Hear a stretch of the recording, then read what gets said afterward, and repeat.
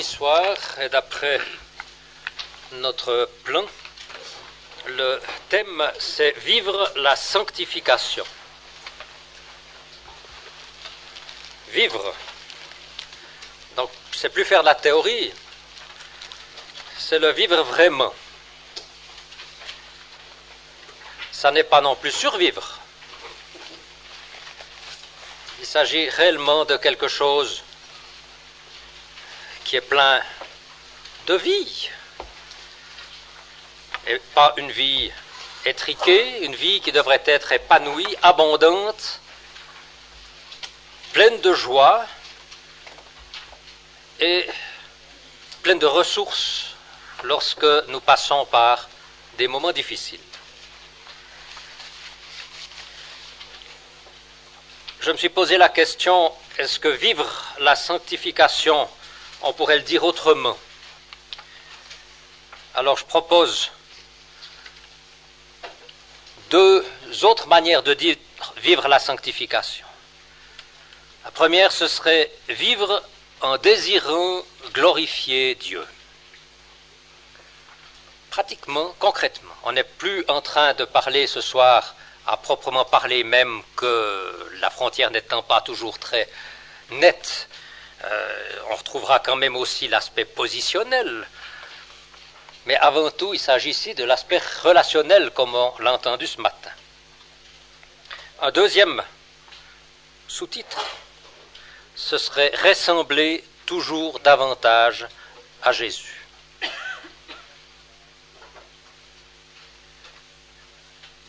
On nous a recommandé ce matin un livre, encore achetable demain, Poursuivez la sainteté, qui avait été écrit par un frère qui s'est trouvé derrière cette table, si je ne m'abuse, qui était Marc Tapernou. Et j'ai relevé une définition que j'ai trouvée particulièrement importante. Et j'aimerais que tout au long de notre soirée, on ait au fond cette définition à l'esprit parce qu'elle est fondamentale. La sanctification pratique découle de l'attachement du cœur au Seigneur. Donc ça ne sert à rien de faire de la théorie. Si nous ne vivons pas cette sanctification, ce n'est pas nécessairement parce que nous ne donnons pas assez de peine, c'est tout simplement parce que notre amour pour le Seigneur s'est refroidi. Voilà ce que cette phrase veut dire. Et j'ai l'impression qu'à la fin de cette retraite, on devrait tous en être vraiment convaincus. Il en est ainsi. Alors, il y a trois volets qui nous sont proposés dans le résumé qui nous a été proposé. On va suivre ce soir ces trois volets. Le premier, c'est réaliser que pour vivre cette sanctification, c'est quelque chose qu'on ne peut vivre que par la foi. Et rappelez-vous que ce matin, lorsque notre frère a pris un exemple qui a bien illustré le thème ce matin, il a pris un exemple pratique dans la magnifique feuille jaune.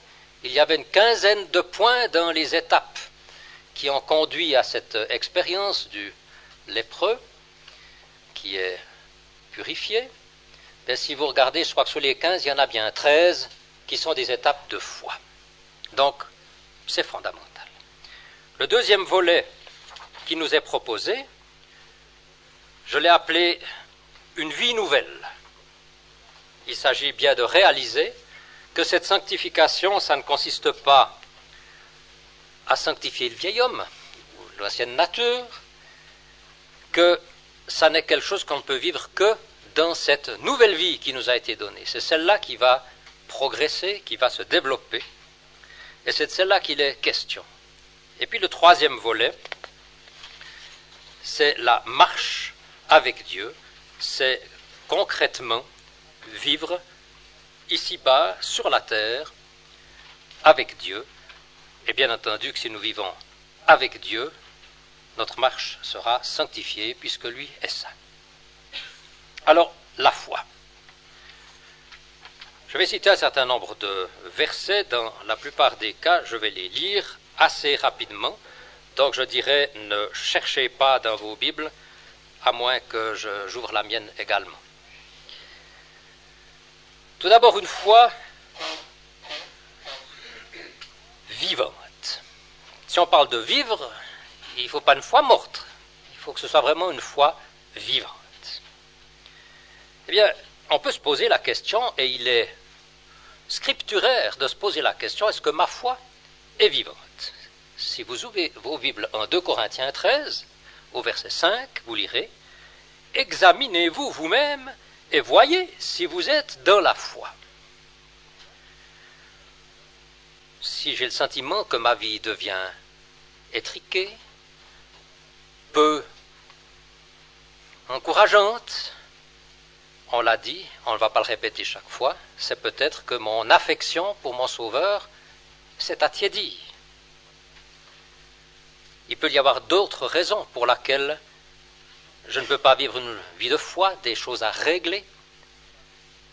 On peut s'arrêter et se reposer la question, est-ce que ma vie est une vie de foi? Est-ce qu'il y a quelque chose qui fait obstacle? Est-ce que j'ai placé ma confiance en moi ou en des hommes et qu'elle n'est plus placée dans le Seigneur lui-même? La foi se manifeste en général quand il y a des problèmes. Nous savons que le Seigneur Jésus, Hébreux 2, verset 18, a souffert lui-même, et c'est pour ça qu'il est à même de nous secourir, de secourir ceux qui sont tentés. On sait aussi que lorsque l'épreuve est là, le Seigneur Jésus lui-même, intercède pour ceux qui le recherchent, pour ceux qui s'approchent de lui. Hébreux 7, verset 25. Donc souvent c'est au moment des problèmes, pas nécessairement des problèmes de santé, ni des problèmes de famille, mais quand des questions se posent, quand il y a des choix à faire, ce sont des épreuves, pas des examens, c'est au moment des examens que la foi va se manifester. J'aimerais encore lire quelque chose, et cette fois j'ouvre ma Bible, au psaume 34e, 2 versets. Le verset 4, « J'ai cherché l'Éternel, et il m'a répondu et m'a délivré de toutes mes frayeurs. »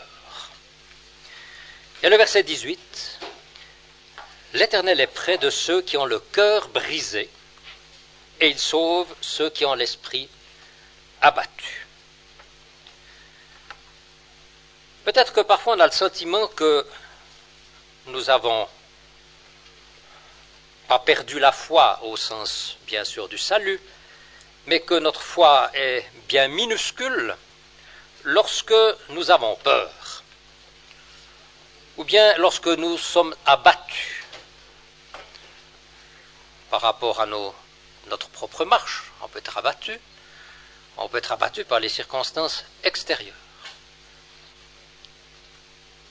Et se dire, je suis un vraiment mauvais chrétien puisque je suis si abattu, ou bien parce que j'ai si peur. Mais c'est pas comme ça qu'il faut voir la chose. J'ai lu dans un livre américain, il y a aussi des bonnes choses qui viennent d'Amérique, un signe de sainteté n'est pas que nous ayons peur ou non, que nous soyons affligés ou non, mais la manière dont nous réagissons à ces moments-là. Et ça me paraît important parce qu'on trouve souvent des personnes qui n'oseraient même pas avouer qu'elles ont peur ou qu'elles sont abattues. Eh bien, ce n'est pas quelque chose qui est faux, mais qu'est-ce qu'on va faire dans cette situation? Vers qui est-ce qu'on va se tourner pour que notre peur nous soit enlevée, pour que nous soyons relevés de notre abattement? Et c'est là que la sanctification pratique intervient. La foi est quelque chose qui est appelé à être victorieux. Je cite 2 paroles de l'apôtre Paul où il parle d'abord de lui-même. « Je me glorifierai très volontiers dans mes infirmités, afin que la puissance du Christ demeure sur moi. » C'est 2 Corinthiens 12, verset 9. Qu'est-ce que cela veut nous dire? Cela veut nous dire que Paul réalise que sa foi se manifeste lorsque c'est la puissance du Seigneur qui est manifestée dans sa vie. Nous aurions tendance à dire, lorsque nous sommes particulièrement puissants, apparemment, que nous faisons preuve d'une grande foi. Mais non, ce n'est pas ça. La foi va être manifestée chaque fois que c'est la puissance du Seigneur qui peut être réellement manifestée au travers de nous. Et puis Éphésiens 3:20, ce cri, est-ce que nous sommes tous prêts à le pousser? Or, à celui qui peut faire infiniment plus que tout ce que nous demandons ou pensons, selon la puissance qui opère en vous, à lui la gloire. Infiniment plus que tout ce que nous demandons. Est-ce que réellement nous croyons qu'il en est ainsi? Tout à l'heure, en priant, mon voisin de gauche a prié pour les personnes qui servent dans cette maison. Et il a dit dans la mesure de leur engagement, ou quelque chose comme ça. Il m'est tout de suite venu à l'esprit que le Seigneur n'est jamais débiteur. Je crois que si on fait quelque chose pour lui, sa mesure à lui, elle est bien plus grande encore. Eh bien, nous lui demandons quelque chose avec foi. Nous sommes convaincus qu'il va intervenir dans notre vie, il va nous montrer comment marcher, mais il va y répondre si nous le demandons encore bien au-delà de ce que nous avons demandé. Et puis une dernière chose par rapport à cet aspect de la foi qui est si central dans une vie de sanctification, c'est qu'il faut avoir cette assurance que ce sera jusqu'au bout, à notre dernier souffle, si nous sommes appelés à passer par la mort du corps, mais même ce n'est pas cela que nous attendons jusqu'à ce que le Seigneur vienne. 2 Timothée 1:12, je sais qui j'ai cru, et je suis persuadé qu'il a la puissance de garder ce que je lui ai confié jusqu'à ce jour-là. Avant que nous quittions ce thème de la foi, j'aimerais faire un petit essai, un petit exercice, si on m'y autorise. Il y a 3 versets, dont 2 ont déjà été placés devant nous ce matin. Et j'aimerais proposer qu'il y a 3 parties dans cette salle, voyez-vous. Il y a ceux qui sont là-bas, ceux qui sont devant moi à gauche et ceux qui sont devant moi à droite. J'aimerais qu'on s'accorde 5 minutes dans chacun de ces groupes pour avoir une petite conversation sur un verset. Et puis que peut-être l'un d'entre vous dise qu'est-ce que ça a amené comme remarque intéressante à l'intérieur du groupe. Donc, 2-3 chaises se retournent, 5 minutes. Mes amis de gauche là-bas, Jude 24. Mes amis de gauche devant moi, 1 Pierre 5, verset 10. Et mes amis de droite, 1 Thessaloniciens 5, verset 23. En leur demandant peut-être de lire ce verset lentement et distinctement de Jude 24 et de vous faire l'écho de quelques-unes des remarques que j'ai malheureusement dû interrompre.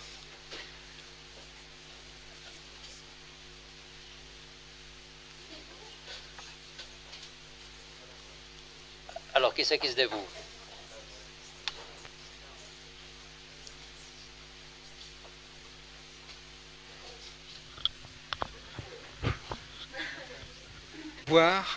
De vous garder sans que vous bronchiez, et de vous placer irréprochable devant sa gloire, avec abondance de joie. Dans ce verset, on a noté plusieurs termes qui sont utilisés. C'est lui qui nous fait tenir debout, c'est lui qui nous approche de lui qui nous garde. De notre côté, on n'a qu'à accepter. Dans un autre sens, on voyait que aussi le nom qui est donné à Dieu, c'est celui qui a le pouvoir. C'est donc, il a cette capacité de le faire. C'est un état de celui qui a le pouvoir. Maintenant, à nous de voir si on a aussi cette capacité à accepter ce pouvoir qui s'applique dans nos vies, à accepter que ce soit lui qui nous fasse tenir debout plutôt que nous par nos propres forces. Voilà. Oui, justement, on a parlé aussi un petit peu de ça, mais on était un grand groupe. Hein. Alors tout le monde n'a pas très bien entendu. C'était justement le fait d'être irréprochable, donc on n'a plus de culpabilité devant Dieu et on peut être vraiment jouir de cette joie, cette abondance de joie comme il est marqué ici. Et c'est une espérance fantastique qui est devant nous. Merci. Nous passons au groupe gauche modéré. 1 Pierre 5, verset 10.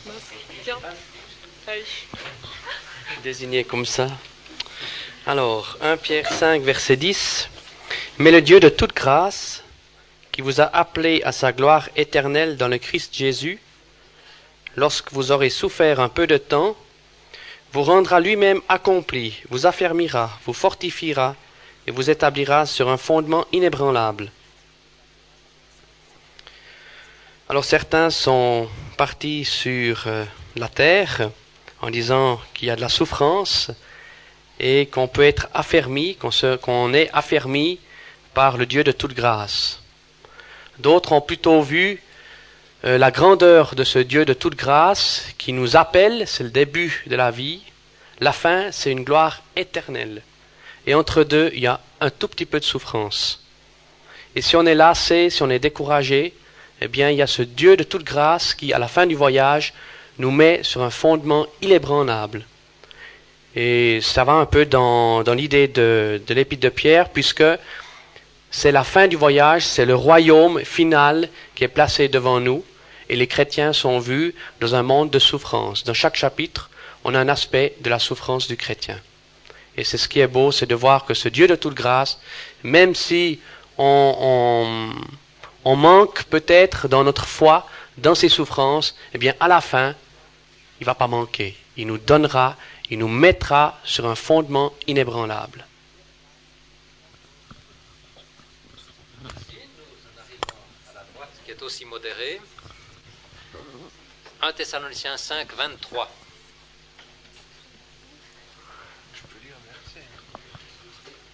Dieu de paix lui-même vous sanctifie entièrement, et que votre esprit et votre âme et votre corps tout entier soient conservés sans reproche en la venue de notre Seigneur Jésus-Christ. Celui qui vous appelle est fidèle, qui aussi le fera.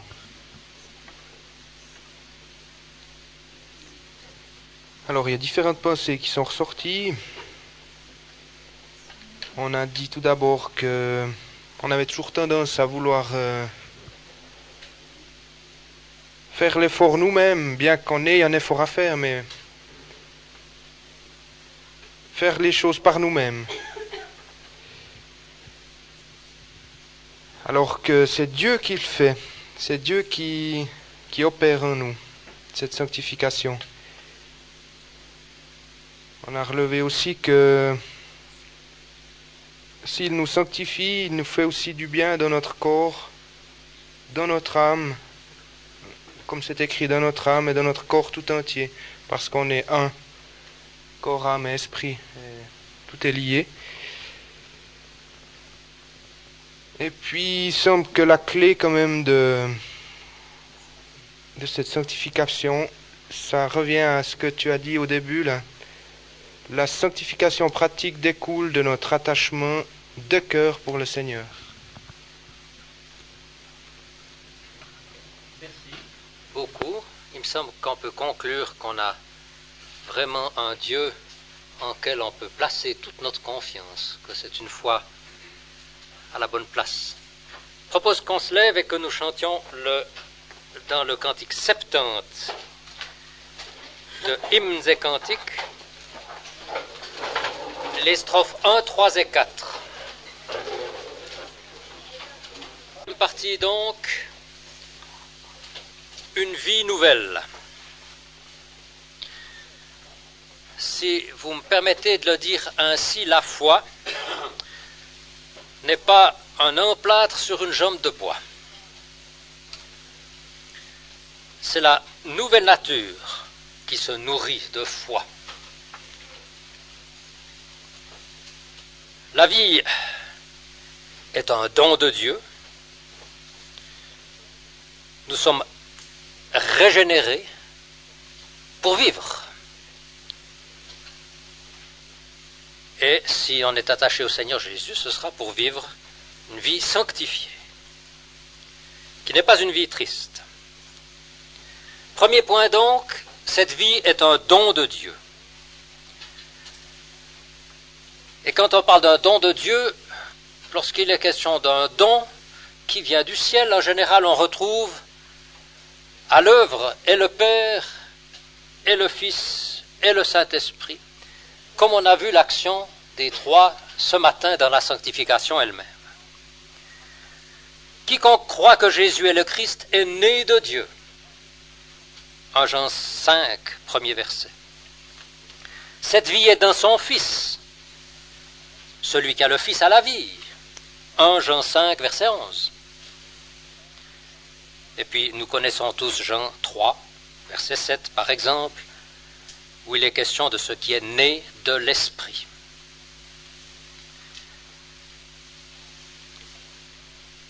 Qui a la volonté de nous donner cette vie, c'est le Père. Qui est-ce qui a fait ce qui était nécessaire pour que nous puissions avoir cette vie? C'est le Fils. Par quelle puissance allons-nous recevoir cette vie? C'est par le Saint-Esprit. Et comment est-ce que le Saint-Esprit agit? On l'a aussi vu ce matin pour la sanctification, bien entendu, c'est l'action de la parole. 1 Pierre 1, verset 23, régénéré par la vivante et permanente parole de Dieu. Cette vie n'est pas quelque chose de progressif. Nous la recevons, nous passons de la mort à la vie lorsque nous acceptons le salut offert par grâce. Donc, on retrouve cette idée, quand on parle de la vie, d'un aspect qui est parfaitement accompli, c'est ce côté positionnel. Nous avons cette vie, nous sommes, dès que nous appartenons au Seigneur, nés de nouveau. Jean 3, verset 3. Nous sommes vivifiés ensemble avec Christ. Éphésiens 2, 5. Notre vie est cachée avec le Christ en Dieu. Colossiens 3, 3. Voilà quelques versets parmi tous les versets qui nous montrent que nous avons la vie.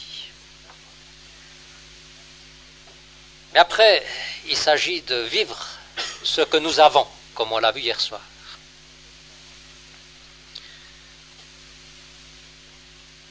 Pouvons-nous dire comme l'apôtre Paul, Christ vit en moi? On est là sur la terre pour vivre cette vie sanctifiée, mais au fond, c'est la vie même de Christ qui va être manifestée. C'est donc Galates 2, 20. En 2 Corinthiens 4, verset 10, afin que la vie aussi de Christ soit manifestée dans votre corps.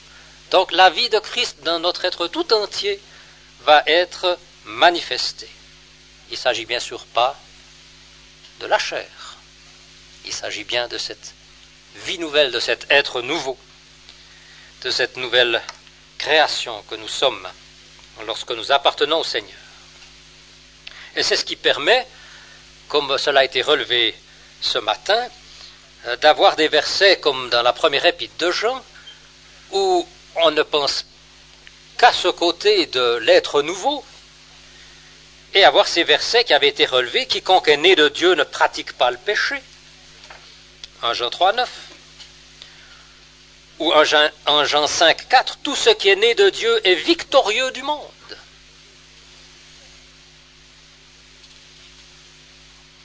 Nous pensons aussi à 2 Corinthiens 3, verset 6, où il y a ce côté de l'esprit qui vivifie, mis en contraste avec la lettre. Et il ne s'agit pas d'une vie simplement pour se maintenir en vie.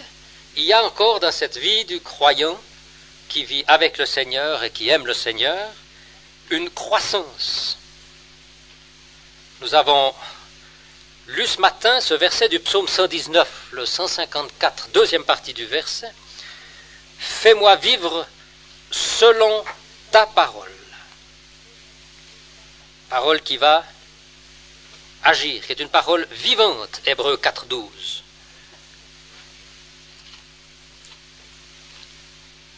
Et cette croissance, elle est toujours présentée comme une croissance dans la connaissance du Seigneur. Par exemple, 2 Pierre 1, verset 3. Tous ceux qui regardent la vie, peut-être qu'à me lire ce verset, qu'à ouvrir notre Bible. 2 Pierre 1.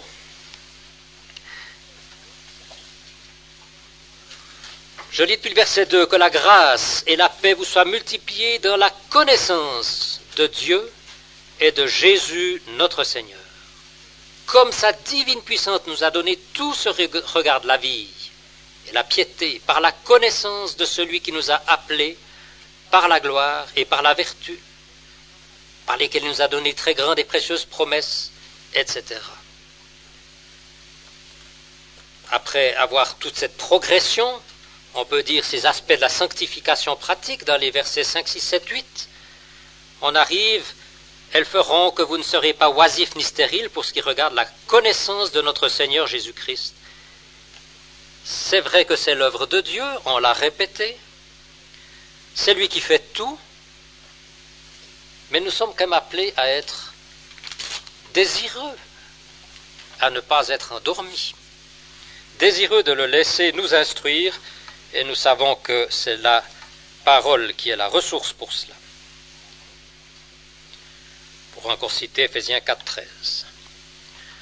Donc, bien réaliser que nous sommes passés de la mort à la vie, que nous avons acquis cette vie à jamais, que nous sommes appelés à vivre en conséquence de cela, et pas simplement un palier, mais quelque chose qu'avec l'aide du Seigneur, nous allons voir croissant. Un aspect encore de cette vie, pour que nous puissions vivre une vie sanctifiée, il faut que nous mesurions que c'est une vie de libéré.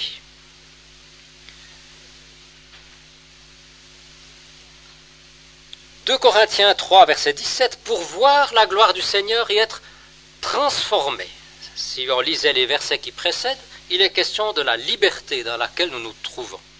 Nous avons été rendus libres de voir la gloire du Seigneur. Ce que l'inconverti ne peut pas voir. Et puis d'être transformé, pas juste un petit peu, de gloire en gloire. Quelque chose d'important. Donc un premier aspect de cette liberté, rendu libre pour découvrir toute la grandeur du Seigneur.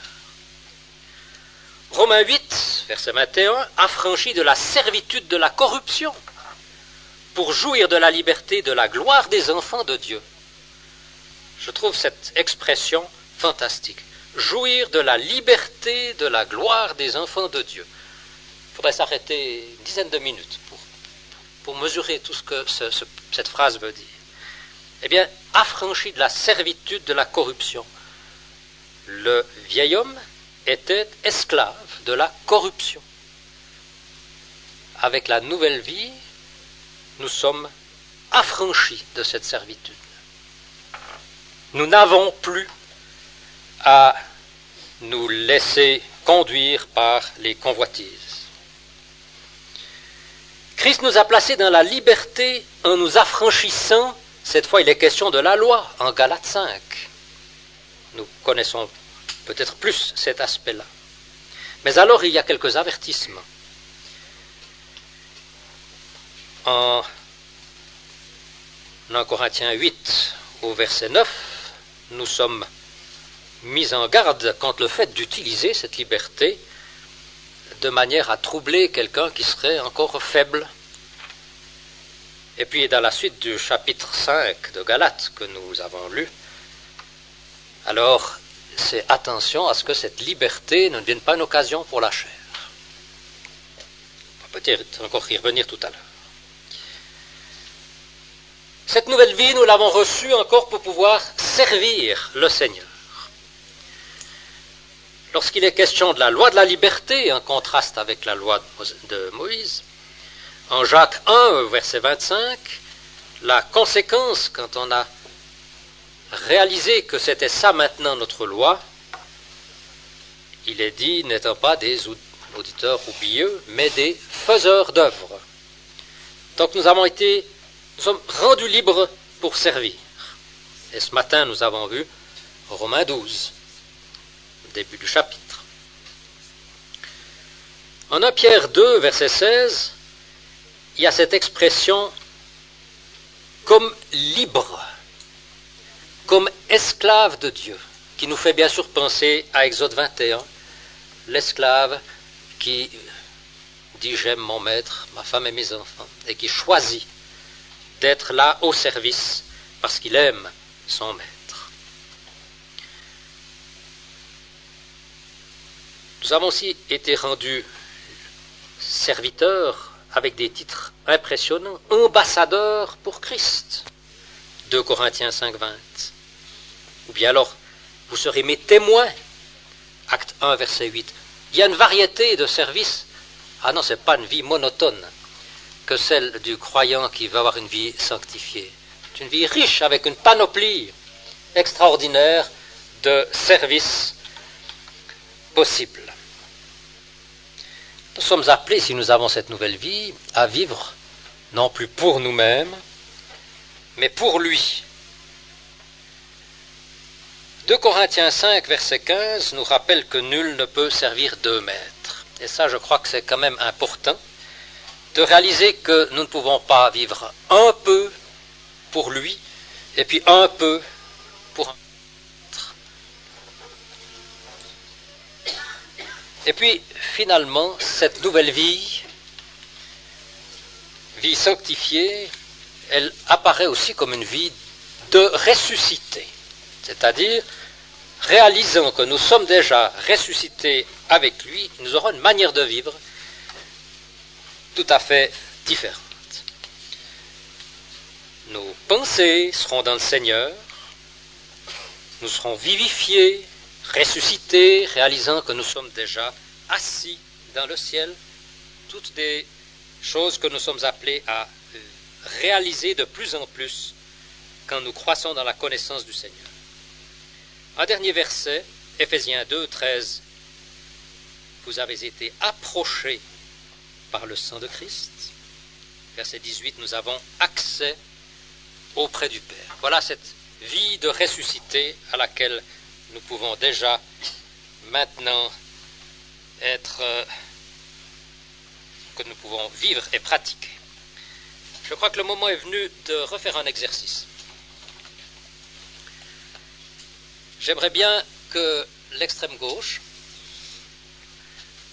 s'arrête un moment sur cette pensée de Galates 5, 13. Qu'est-ce que cela veut dire que notre liberté pourrait devenir une occasion pour la chair? Quant à la gauche modérée, Colossiens 3, les 2 premiers versets de Colossiens 3, nos pensées dans le Seigneur. Qu'est-ce que cela, pratiquement, concrètement, peut bien signifier? Et finalement, la droite, Éphésiens 2, verset 4. Vivifié, ressuscité, assis dans les lieux, qu'est-ce que cela veut dire, pratiquement, dans notre vie sanctifiée? Que soit encore lu et faire part de quelques remarques dont nous regrettions bien sûr de ne pas toutes les entendre. Nous commencerons pour changer par la droite. En lisant le verset, on a pu en déduire Il faut le relire. qu'on pouvait...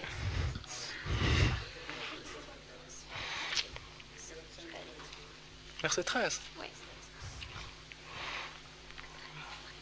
C'est avec 13. Frères, vous avez été appelés à la liberté. Seulement, ne faites pas de cette liberté un prétexte de vivre selon la chair, mais rendez-vous par la charité serviteurs les uns les autres. Et voilà, je disais donc, en lisant ce verset, on a pu en déduire que qu'on devait servir par amour pour Dieu et par amour de nos frères, les servir. Et qu'on pouvait aussi, comment dire donc,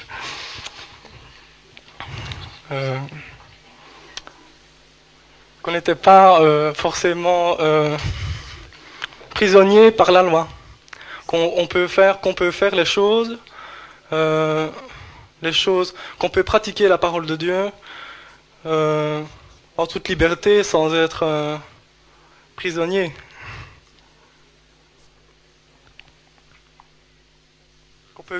Qu'on peut vivre sa vie sans être prisonnier par la parole de Dieu.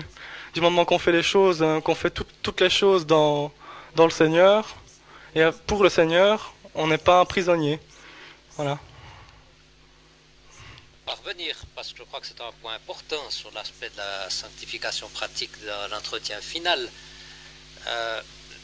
Il me semble qu'il y a en plus dans ce passage cette idée, il y a des choses que je pourrais faire, parce que je sais qu'elles ne sont pas contraires à un enseignement biblique, mais que si je les fais, je vais faire du mal, au fond, à un de mes frères. Parce que lui n'a peut-être pas compris encore la liberté dans laquelle il est, et qu'il y a une sorte de prudence par amour, que cela fait partie du service les uns pour les autres. Mais on pourra peut-être encore en reparler tout à l'heure. La gauche, simple. Voilà, puis donc dans Colossiens 3, les versets 1 et 2. Si donc vous avez été ressuscités avec le Christ, cherchez les choses qui sont en haut, où le Christ est assis à la droite de Dieu. Pensez aux choses qui sont en haut, non pas à celles qui sont sur la terre. Donc déjà, on avait vu que c'était un état, on devait être d'abord ressuscité avec le Christ. Et une fois qu'on était ressuscité avec le Christ, on devait chercher quelque chose. Donc du coup, ça nous impliquait. On devait faire quelque chose. Donc on devait chercher les choses qui sont en haut. Et on a essayé un peu de discuter pour savoir qu'est-ce que c'était ces choses qui étaient en haut. Et moi j'avais dit en tout cas que les choses d'en haut, essayer de chercher les choses d'en haut, c'est essayer dans notre vie de toujours avoir un objectif qui est pour le Seigneur. Donc ça veut dire que dans toute chose, on doit utiliser ce que Dieu nous met devant nous, mais dans un but qui est les choses d'en haut. Tout pour le Seigneur. Voilà. Merci. On passe au troisième groupe.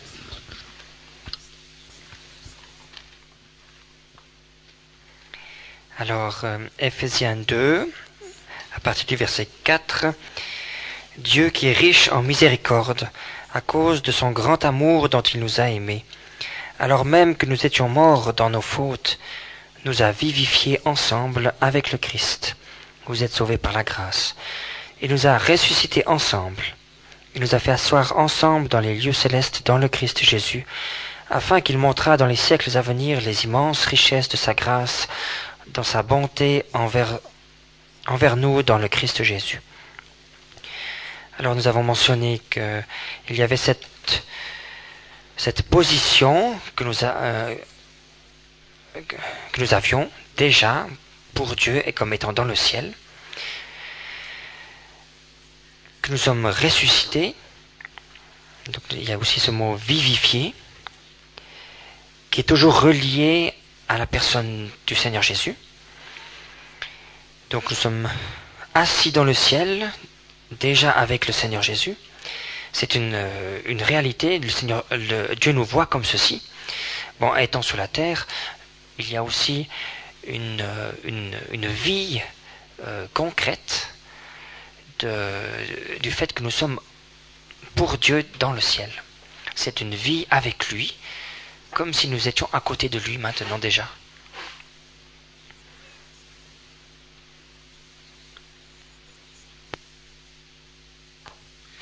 J'ajouterais juste un mot. la remarque a été faite, si nous pensions plus souvent que nous étions assis avec Christ, peut-être que nous tomberions moins souvent. Et puis, finalement, comment faire pour rejoindre dans notre réalité pratique, finalement, cette position vivifiée avec Christ, ressuscité avec Christ, et puis assis avec Christ dans les lieux célestes. C'est pas sur la terre, effectivement, c'est dans les lieux célestes. Il y a une dimension tellement grande là-dedans qu'on a éprouvé de la difficulté à rejoindre finalement cette position tellement haute. Mais on a dit qu'il nous fallait un acte de volonté quand même pour prendre avoir l'énergie de regarder à cette position, de fixer les yeux sur cette position finalement pour en être quelque peu imprégné et puis que ça agisse dans nos vies. Mais ça reste un défi. Je propose que nous levions pour, avant d'attaquer, cette fois non pas la position assise dans le ciel, mais la marche sur la terre. Un verset des hymnes et cantiques, le 79, la première strophe. Nous entreprenons la marche avec Dieu, une marche énergique. Tout d'abord, quand on parle de marche, il me semble important de réaliser que nous marchions dans une direction et que maintenant, nous marchons dans une autre direction.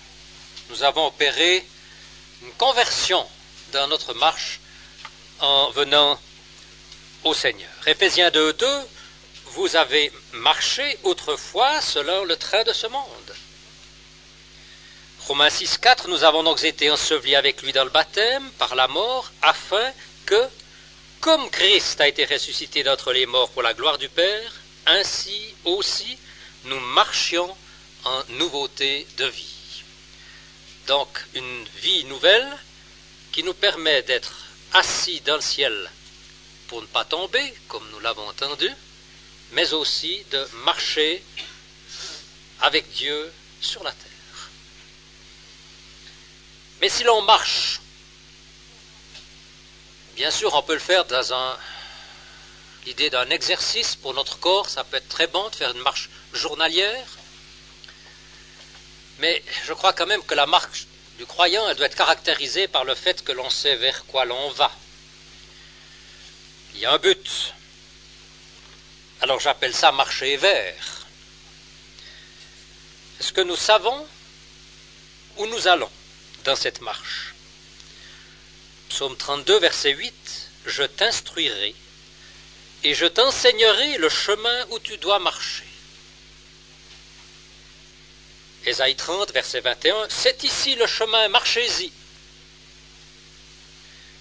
Aucun doute que si nous sommes attachés au Seigneur, il nous montre vers quoi nous allons, il nous conduit dans cette marche. Et si l'on a le but devant les yeux, on ne se contentera pas de marcher, on se mettra à courir. Philippiens 3, verset 14, c'est Paul qui parle, « Je cours droit au but pour le prix de l'appel céleste de Dieu dans le Christ Jésus. »